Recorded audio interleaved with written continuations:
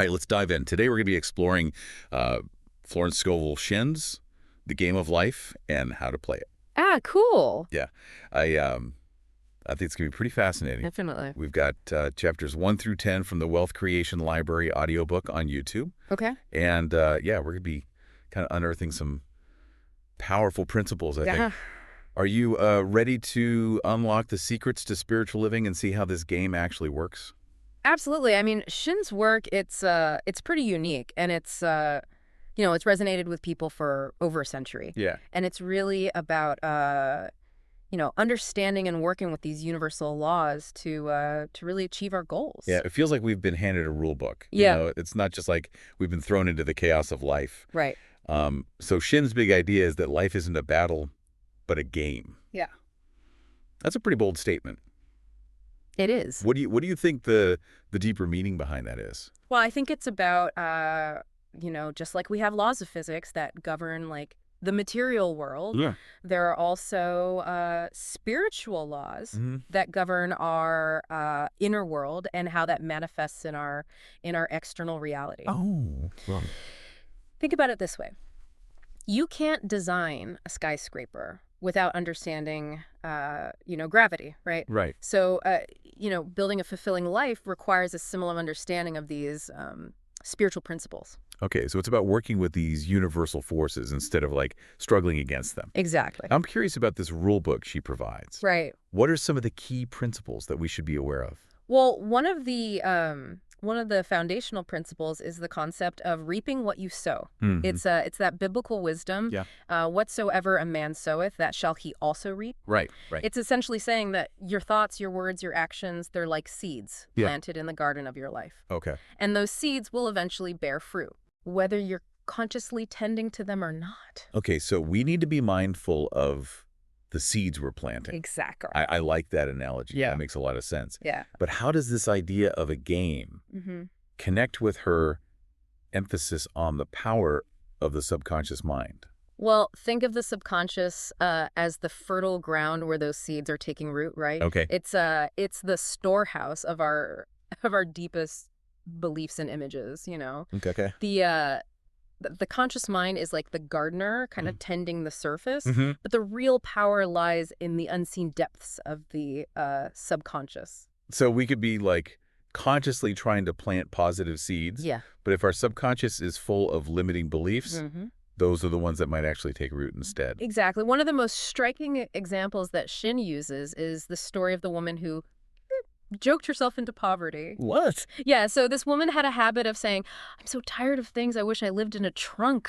Oh, wow. And she meant it jokingly, but her subconscious took it literally. And she ended up living in a literal trunk. Really?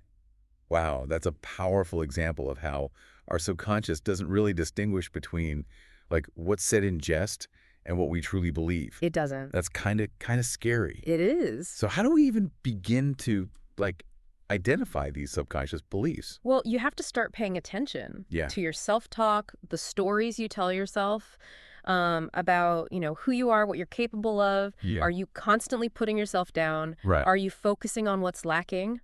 Or are you affirming your strengths and visualizing, the outcomes that you actually desire? So it's about becoming aware of those limiting beliefs that might be lurking in the shadows. Yeah. Like I'm not good enough, or Right. I'll never be able to afford that. Exactly. What can we do to start shifting those beliefs? Is that where affirmations come in?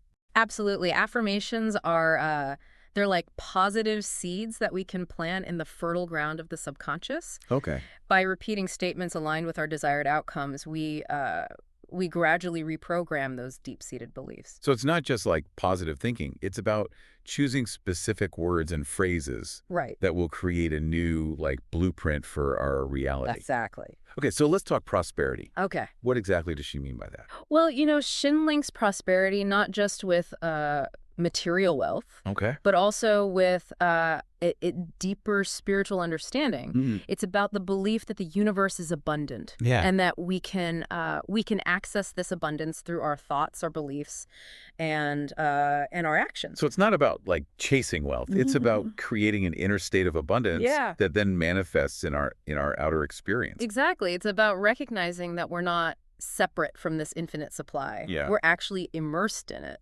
She talks about the importance of acting as if we already have what we desire. Yeah. Like aligning our inner world with that prosperous reality even before it shows up, like Yes. in our bank account. Yes. One of the most compelling examples she shares is about a woman who needed $3,000 Wow. to pay off a lawsuit.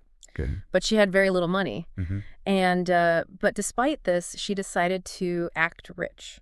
How did she act rich? Well, she would dine at nice restaurants. She imagined herself living abundantly and even tipped generously. Okay. You know? So what happened next? Did this change in behavior actually, like, influence her financial situation? It did, and in a completely unexpected way. Really? Her cousin, whom she hadn't seen in years, Okay. suddenly reached out to her and offered her the exact amount that she needed. Wow, that's incredible. Yeah. So simply by, like, shifting her thoughts and actions, she seemingly attracted the abundance that she needed.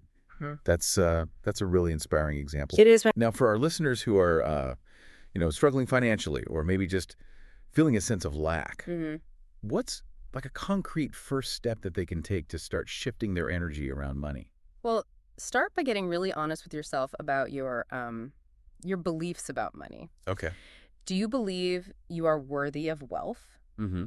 Or are you holding on to beliefs about being, bad with money or that it's somehow spiritual to be poor? Right. Remember, abundance is your birthright. Yeah.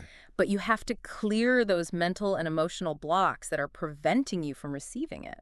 It's like we're clearing the weeds from the garden so that those seeds of prosperity can actually take root and grow. Exactly. Okay, so we've got to cultivate those positive beliefs and then start acting as if that abundance is already ours. That's a powerful combination. It is. Now, Shin also talks about the law of non-resistance. Yeah. And this one seems a little paradoxical, like giving up control. Yeah, it can feel that way. But it's not so much about giving up control. Okay. As it is about surrendering to a higher power, recognizing that sometimes our resistance to what is creating more suffering than just accepting it. So instead of, like, swimming upstream, we learn to ride the waves, trusting that they'll eventually carry us to our destination. Yeah, right. True power lies in aligning with the divine plan, even when things don't appear to be going our way. Yeah. There's this incredible anecdote that Shin shares about a woman who was terrified of walking under ladders. Oh, yeah. I know people like that. Yeah. So did this woman eventually conquer her fear? She did. So she went to her bank to get something from her safety deposit box. Okay. And there was a ladder blocking her path. Oh, no. She tried to avoid it. Yeah. But it was impossible to reach her box without walking under it. Okay. And she was initially paralyzed with fear. But then she remembered the principle of non-resistance and decided to, just go for it. So she chose to face her fear head on. She did. What happened? Did she get struck by lightning? No, not at all. Okay. In fact, when she went back later, the ladder was gone. Oh, wow. It was as if her willingness to face her fear had dissolved the obstacle. So our fear and resistance can actually create the very obstacles that we're trying to avoid. Exactly. That's a really powerful lesson. It is. She also talks about baptizing events with the name success. Right. What did that mean? It's about choosing to see every event. Okay. Even those that initially appear negative as ultimately leading to a positive outcome. So it's like shifting our perspective and trusting that everything is happening for our highest good. Exactly. Even if we don't understand it in the moment. Right. So it's about trusting the process. Yeah. Believing that even those negative experiences are ultimately, like, redirecting us towards something better. Right. Where might listeners be resisting what is in their own lives? It could be resistance to a job you don't enjoy, a challenging relationship, or even just the daily frustrations of life. Yeah. Yeah. The key is to become aware of where you're holding on to, resentment, anger, fear. Right. And then to practice surrendering to the situation, trusting that there's a higher intelligence at work, even amidst the chaos. It's like we're releasing the oars and allowing the current to carry us. Right. Trusting that it will ultimately lead us to where we need to be. Exactly. What an incredible way to approach life. Yeah. That brings us to another Another fascinating concept that she emphasizes, the law of karma and forgiveness. Yeah, the classic what goes around comes around. Right, exactly. Yeah. So she believes that understanding this law can help us make more conscious choices that lead to a more positive experience. Exactly. It encourages us to be mindful of our thoughts, words, and actions, knowing that they will ultimately come back to us in some form. Right. It makes you think twice about, gossiping or sending out those negative vibes. Oh, yeah, for sure. Yeah. But just as importantly, she highlights the role of forgiveness in breaking those negative karmic cycles. Yes. So by choosing love and compassion over resentment, we can shift our energetic vibration and attract more positive experiences. Exactly. So forgiveness isn't just about letting someone else off the hook. Yeah. It's about freeing ourselves from the burden of that negativity. Exactly. It's about recognizing that holding on to anger and resentment only harms us in the long run. Yeah. Yeah, definitely. She tells this funny story about a woman who received a counterfeit $20 bill. Okay. How did a counterfeit $20 bill illustrate the law of karma? Well, the woman had sent a friend stage money as a joke. Oh, wow. And shortly after she received that fake bill at the bank, Really? it was as if the universe was saying, hey, you think this money game is a joke. Let's see how you like it. Well, like karma has a sense of humor. Yeah, it does.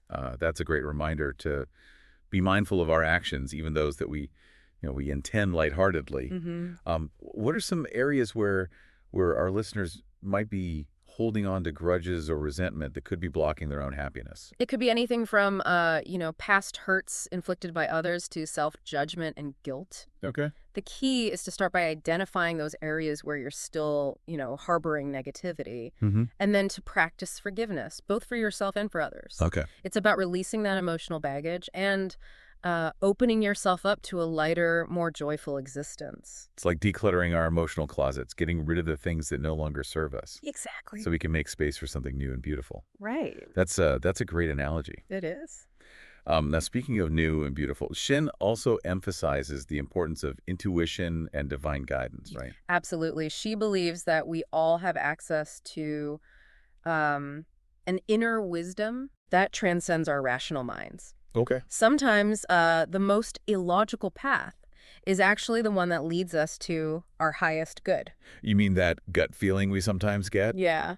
I've always been a big believer in following my intuition. Yeah. But I love how Shin frames it as listening to divine leads. It's about trusting those inner nudges, even when they don't make sense on a logical level. Okay. There's a fascinating story about a woman who was trying to decide between two job offers, one in New York, the other in Palm Beach. Okay. And she was leaning toward New York. Okay. But one morning, she woke up. Yeah. And could literally smell the scent of Palm Beach. Okay, that's pretty wild.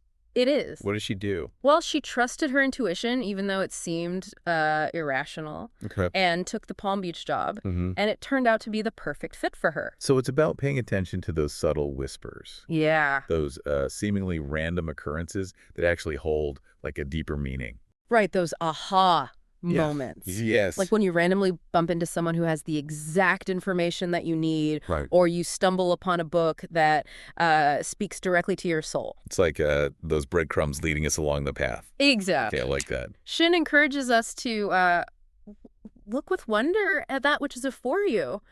It's about approaching life with curiosity and openness. Yeah. Recognizing that, synchronicities and divine leads, they're happening all around us if we're paying attention. It's about trusting that there's an intelligence at work that's like bigger than our limited perspective. Right. So it's not just about like figuring it all out on our own. Yeah. It's about surrendering to that higher guidance. Yeah. And trusting that we're being supported. Exactly. What an incredible concept. Yeah, it is. This has been a really insightful deep dive into the first part of the game of life and how to play it. There are so many powerful concepts to unpack and apply to our own lives. For sure. We'll be back in the next part to explore even more of Shin's wisdom, so stay tuned. Okay, sounds good. Welcome back. We're continuing our deep dive into The Game of Life and How to Play It by Florence Scovel Shin, exploring how to navigate life with this new set of spiritual rules. Yeah, Shin's work offers a really unique blend of practicality and profound spiritual insight. Okay. One of the things that stands out to me is how she tackles this concept of karma, but then she introduces this powerful counterbalance, the law of grace or forgiveness. So it's not just about cosmic punishment, like there's actually a way to break free from those karmic cycles. Exactly. While karma suggests that our actions have consequences, Shin emphasizes that through forgiveness, both of ourselves and others, we can actually transcend those negative patterns. So we're not like eternally bound by our past mistakes. Right. We have the power to choose love and compassion over resentment. It's like hitting the reset button on those karmic loops. It is. I've heard the saying, holding on to anger is like drinking poison and expecting the other person to die. Right. It really highlights how forgiveness is ultimately like an act of self-care. Absolutely. That's a perfect analogy. Yeah. It's about recognizing that by holding on to anger and resentment, we're only harming ourselves. Right. Forgiveness is about releasing that negativity and creating space for healing and growth. So for our listeners who are, struggling with forgiveness, maybe holding on to old hurts or grudges, what's like a practical step that they can take to like start that process? It feels so big sometimes. Where do you even begin? Well, a simple but really powerful practice is to affirm, something like, I now release all resentment and forgive.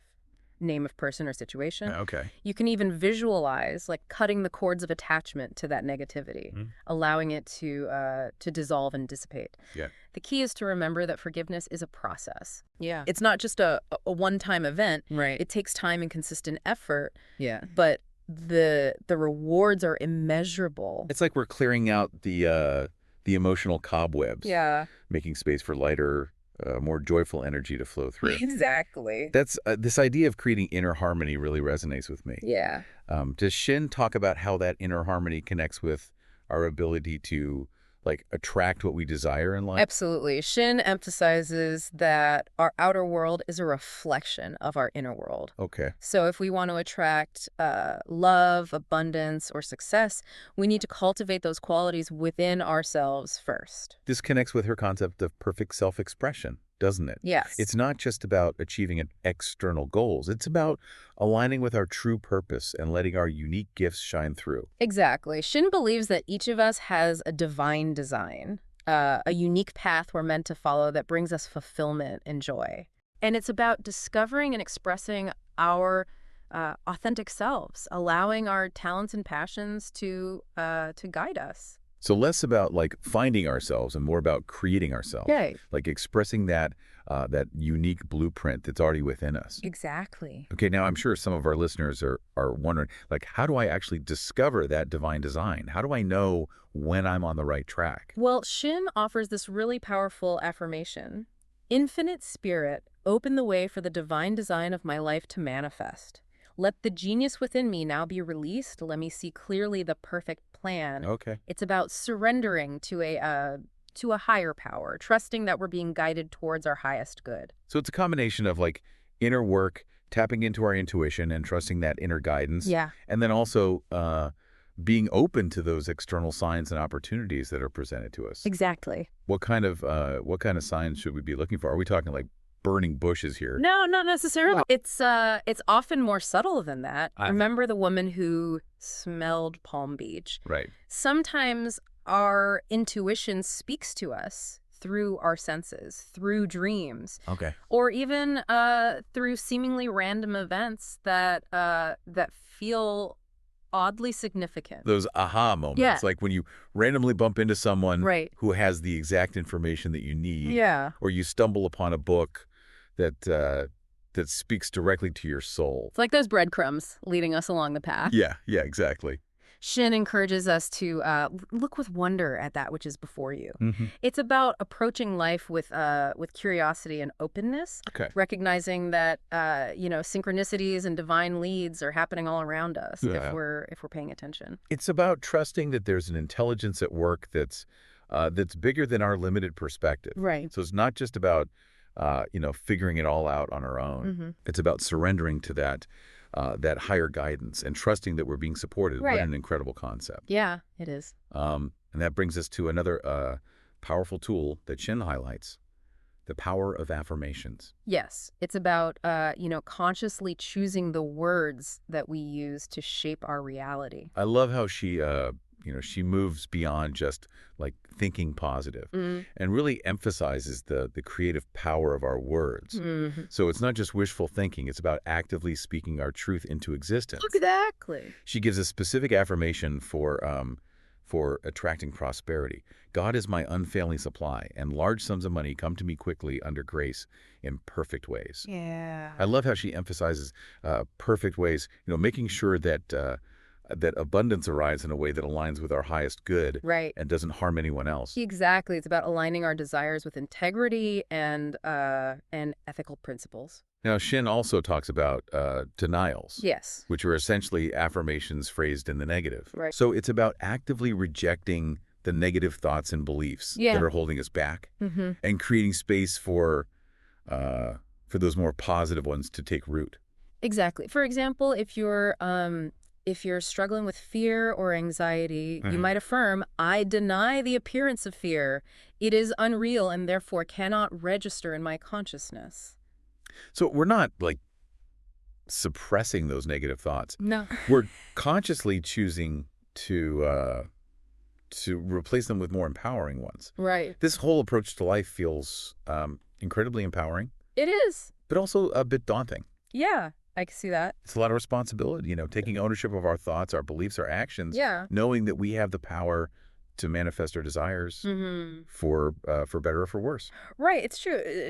Shin's message is ultimately one of empowerment and self-mastery. Okay. It's about recognizing our divine potential and stepping into our role as co-creators of our reality. Right. But we don't have to do it alone. She reminds us that we can always, tap into the support of a higher power. It's like we have this incredible power within us. Yeah. But we also have access to this limitless source of guidance and strength. Right. And that creative power isn't limited to just our external circumstances, right? No. It extends to our health and well-being as well. Absolutely. Shin talks about the power of thought to heal the body. Okay. Aligning our inner world with a state of wholeness and recognizing our innate capacity for health and vitality. So she's not advocating for like ignoring physical symptoms, but rather addressing the underlying mental and emotional patterns that might be contributing to those symptoms. Exactly. It's a holistic approach, recognizing the interconnectedness of our mind, body, and spirit. Exactly. She emphasizes that disease often has a mental correspondence, meaning that our thoughts and beliefs can either contribute to or alleviate physical ailments. For example, she suggests affirming for eyesight. My eyes are God's eyes. I see with the eyes of spirit. I see clearly the open way. There are no obstacles on my pathway. I see clearly the perfect plan. Yeah, it's about recognizing that our true vision extends beyond just the physical realm. We have the power to see clearly the path to our highest good, even when obstacles appear in our way. It's like we're activating our inner GPS, like aligning our vision with divine guidance. Right. What other areas of health and well-being does she address with these affirmations? Well, she offers affirmations for hearing, for guidance and decision making, for fulfilling work, and even for freedom from limiting patterns or addictions. Okay. The key is to choose affirmations that resonate with your specific needs and desires. Right. And to repeat them with conviction and feeling. So it's not just about like mindlessly repeating words. It's about imbuing those words with intention and belief. Yep. I love how she encourages us to cast this burden on the Christ within, and I go free. It's about surrendering our fears, worries, limitations to a higher power, trusting that we don't have to like carry those burdens alone. Exactly. It's about recognizing that that we have access to an inner wellspring of strength and support. Okay. And by tapping into that inner power, we can break free from anything that's holding us back. This deep dive into Florence Scovel Shin's wisdom has been incredibly inspiring and thought-provoking. Yeah. It's amazing how her work, written over a century ago, is still so relevant today. It is. It speaks to the timeless nature of these spiritual principles. Yeah. They're as true today as they were 100 years ago, and they'll likely be just as relevant 100 years from now. What what are some of the key takeaways that stand out to you from this part of our exploration? Well, the power of forgiveness to break free from those negative karmic patterns. Oh. The importance of aligning our inner world with our desired outcomes, and the realization that we're not alone in this journey. We have access to a limitless source of guidance and support. Okay. And we have the power to shape our reality through our thoughts, our words, and our actions. Such powerful reminders. It's Yeah. an incredible journey so far, and we're not done yet. No, we're not. We'll be back in the next part to explore even more of Shin's insights and practical guidance for living a more fulfilling and abundant life. Okay, we're back for the final part of our deep dive into Florence Scovel Shin's The Game of Life and How to Play It. Right. We've uncovered so many powerful concepts already, from the power of the subconscious mind to the law of non-resistance. Definitely. What other gems await us in these remaining chapters? Well, one of the things that just continues to amaze me about Shin's work is how she weaves together practicality and spirituality. Okay. It's not just about these lofty ideals, you know? It's about taking concrete steps to actually create the life that we desire. Yeah. And she really emphasizes the importance of personal responsibility in that process. Yeah, it's not about waiting for things to happen to us. It's about becoming conscious creators of our reality. Exactly. Yeah. Shin challenges us to move beyond that victim mentality and step into our power. Okay. It's about recognizing that our thoughts, our words, and our actions have a direct impact on our experience. She provides such practical tools and techniques for doing just that, from the power of affirmations to the importance of listening to our intuition. She also talks a lot about the role of faith. Oh, absolutely. Faith is it's central to Shin's philosophy, but it's not just blind faith. Okay. It's a deep trust in the unseen forces that are at work to support us. So it's about believing in the possibility of what we desire even before we see tangible evidence of it in our physical reality. Yes. Think of it like planting a seed in the ground. Okay. You can't see the roots taking hold, but you trust that, with proper care, it will eventually grow into this beautiful plant. It's about having that unwavering belief in that unseen process. I'm curious, does Shin acknowledge that there will be challenges along the way? Oh, for sure. Our faith might be tested. Absolutely. She's very realistic about that. Okay. She reminds us that faith is often strengthened through challenges. Okay. It's during those difficult times that we learn to really rely on that deeper trust, that inner knowing that we're being guided and supported, even when things feel uncertain. So it's like a muscle. The more we exercise our faith, the stronger it becomes. Exactly. It's not about avoiding challenges. It's about facing them with courage and conviction, knowing that we have the inner resources to overcome them. Yeah. She also emphasizes that we don't have to go it alone.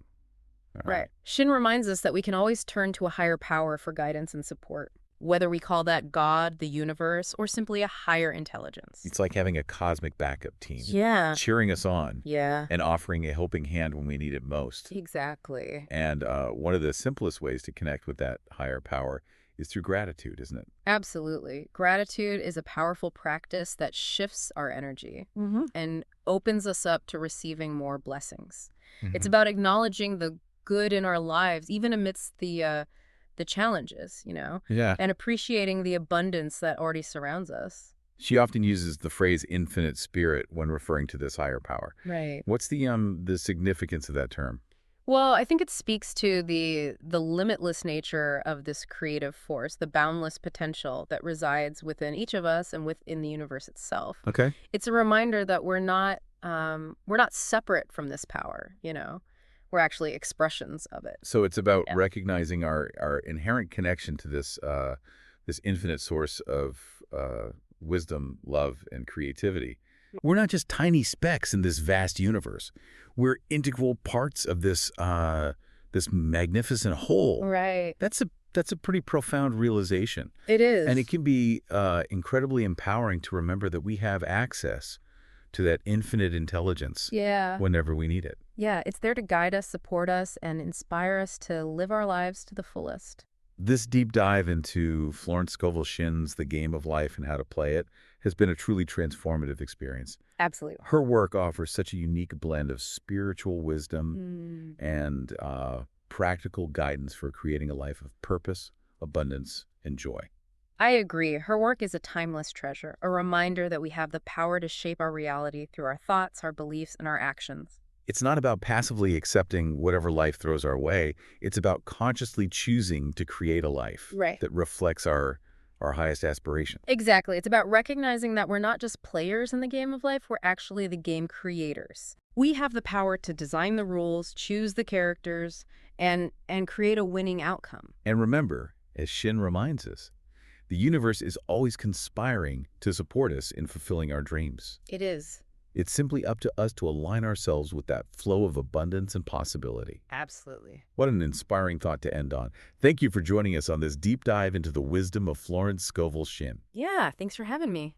May her words continue to inspire and empower you to create a life that's truly extraordinary.